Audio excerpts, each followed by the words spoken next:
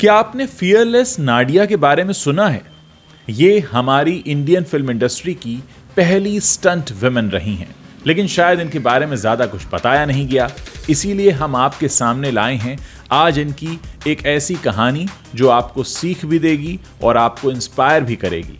चलिए आपको बताते हैं कौन थी ये फियरलेस नाडिया, इन्हें ये नाम कहां से मिला, इन्होंने कौन कौन से कारनामे किए और क्यों आज इन्हें इंडिया की फर्स्ट स्टंट वुमेन के रूप में जाना जाता है। आज आपको कहानी सुनाने जा रहे हैं फियरलेस नाडिया की। इस नाम से शायद बहुत कम लोग ही परिचित होंगे। असल में यही थी हिंदी सिनेमा की पहली स्टंट क्वीन।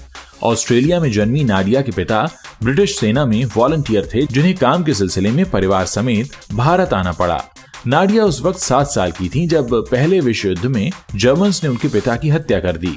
जब वो बड़ी हुई तो घर चलाने के लिए उन्होंने सर्कस में काम करना शुरू कर दिया।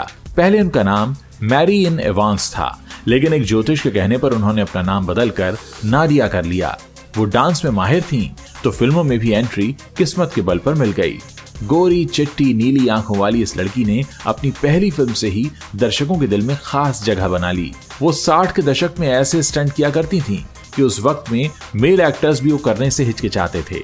नाडिया ने लगभग अपनी 50 फिल्मों में बिना बॉडी डबल के खुद ही कई सारे स्टंट्स किए।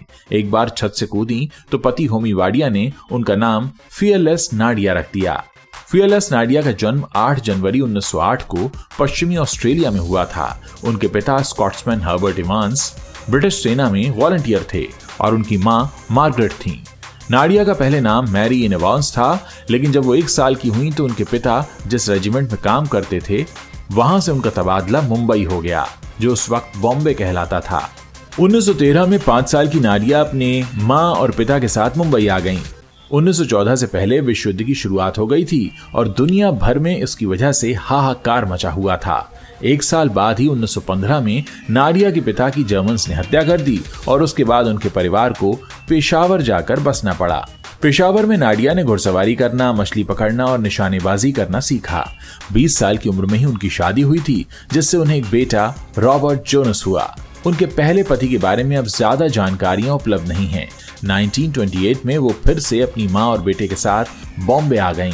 नाडिया आर्मी और नेवी स्टोर में बतौर सेल्स गर्ल काम करना चाहती थीं। इस दौरान नाडिया ने कार्ड व्हील्स और स्प्लिट्स की कला में महारत हासिल की, जो बाद में उन्हें फिल्म स्टंट के दौरान काम आई। नाडिया उस समय ऐसे स्टंट दिखाया करती थीं जब लड़कियों का ऐसा करना बहुत मुश्किल होता था। मुंबई में नाडिया ने मैडम एस्ट्रोवा के अंडर बेली डांस सीखा। नाडिया के डांस स्किल्स को देखकर मैडम एस्ट्रोवा बहुत प्रभावित हुई और उन्होंने नाडिया को अपने डांस ग्रुप का हिस्सा बना लिया। नाडिया का जब जन्म हुआ था तब उनका नाम मैरी एन एवांस था। एक बार उनके लिए एक आर्मेनियन ज्योतिषी ने एक भविष्यवाणी कर दी कि अगर उन्हें अपना करियर सफल बनाना है तो उन्हें अपने नाम के आगे एन अक्षर लगाना होगा। ज्योतिष से इस बात को सुनने के बाद उन्होंने अपना नाम मैरी एन एवांस से बदलकर नाडिया रख लिया। बैले डांस के अलावा नाडिया ने कई सारी नौकरियां की। उन्होंने थिएटर और 1930 में जाको सर्कस में भी काम किया। सर्कस में लोग नाडिया के स्टंट्स देखकर अक्सर हैरान रह जाया करते थे। कुछ समय बाद नाडिया ने सर्कस में काम करना बंद कर दिया। वजह ये थी कि वो सिर्फ डांस में ही अपना करियर बनाना चाहती थीं। एक दिन नाडिया लाहौर में एक डांस परफॉर्मेंस दे रही थीं, तभी वहां एक सिनेमा मालिक इरोज कंगा ने उनकी परफॉर्मेंस देखी तो वो बहुत प्रभावित हुए। इसके बाद उन्होंने नाडिया की मुलाकात Wadia movie tone production house के मालिक JBH वाडिया और होमी वाडिया से करवाई। JBH वाडिया नाडिया की खूबसूरती और निडरता के स्वभाव से काफी प्रभावित हुए, लेकिन उन्होंने नाडिया के सामने एक शर्त रखी कि वो फिल्मों के लिए हिंदी बोलना सीख लें। साथ ही नाडिया की एक्टिंग की काबिलियत चेक करने के लिए उन्होंने फिल्म देख दीपक में उन्हें एक कैमियो का रोल दे दिया। इस फिल्म में नाडिया ने एक गुलाम का किरदार निभाया। इसके बाद नाडिया फिल्म नूर यमन में भी कैमियो में नजर आईं। दोनों ही फिल्मों में उनकी एक्टिंग को लोगों ने बहुत सराहा। 1935 में रिलीज हुई वाडिया प्रोडक्शन हाउस में बनी फिल्म हंटर वाली। इस फिल्म से नाडिया बड़े पर्दे पर लीड एक्ट्रेस के रोल में दिखीं। इस फिल्म से नाडिया की निडरता और उनके स्टंट्स को दर्शकों ने बहुत पसंद किया। इसके बाद नाडिया ने लगभग 50 फिल्मों में काम किया और सभी फिल्मों के स्टंट्स खुद किए। झूमर से झूलने और चट्टानों से कूदने से लेकर तेज रफ्तार ट्रेन से लड़ने और शेरों से दोस्ती करने तक ऐसे कई स्टंट्स नाडिया बड़ी आसानी से कर लिया करती थीं और उस तरह के स्टंट्स उस जमाने में मेल एक्टर्स भी नहीं कर पाते थे।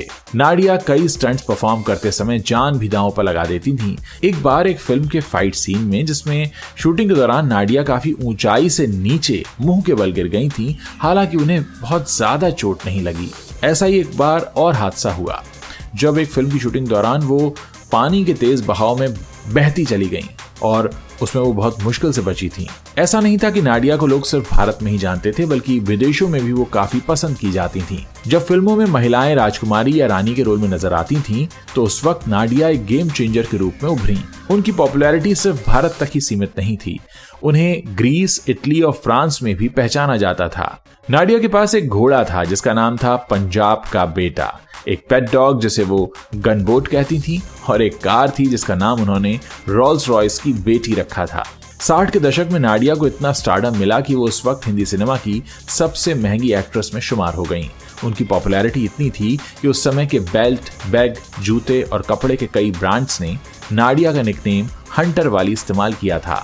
एक दिन वाडिया प्रोडक्शन के बैनर तले बनने वाली फिल्म की शूटिंग चल रही थी। शूटिंग के दौरान ही नाडिया स्टूडियो सेट की छत से कूद गईं। हालांकि उन्हें ज्यादा चोट नहीं आई, लेकिन ऐसा करते हुए देखकर होमी वाडिया ने उन्हें एक नया नाम दे दिया, फियरलेस नाडिया का। अपनी पहली शादी के खत्म होने के बाद होमी वाडिया से नाडिया को प्यार हो गया। दोनों ने साथ में कई फिल्मों में एक साथ काम किया। होमी वाडिया भी उन्हें काफी पसंद किया करते थे और उनसे शादी करना चाहते थे, लेकिन होमी वाडिया के परिवार वाले इस रिश्ते के खिलाफ थे। हालांकि परिवार को मनाने के बाद 1961 में दोनों ने शादी कर ली थी। नाडिया के पहले शादी से हुए बेटे को भी होमी वाडिया ने अपना लिया था। नाडिया की मृत्यु उनके 88वें जन्मदिन के एक दिन बाद यानी 9 जनवरी 1996 को हो गई। नाडिया ने हिंदी सिनेमा में बहुत योगदान दिया, लेकिन उन्हें ताउम्र किसी भी अवार्ड से नवाजा नहीं गया। तो ये थी कहानी हिंदी फिल्म इंडस्ट्री की पहली स्टंट वुमेन की। अगर आप आगे भी इस तरह की और कहानियां सुनना चाहते हैं तो आप इस चैनल को सब्सक्राइब कर सकते हैं और अगर वीडियो पसंद आया हो तो उसे शेयर करना मत भूलिएगा।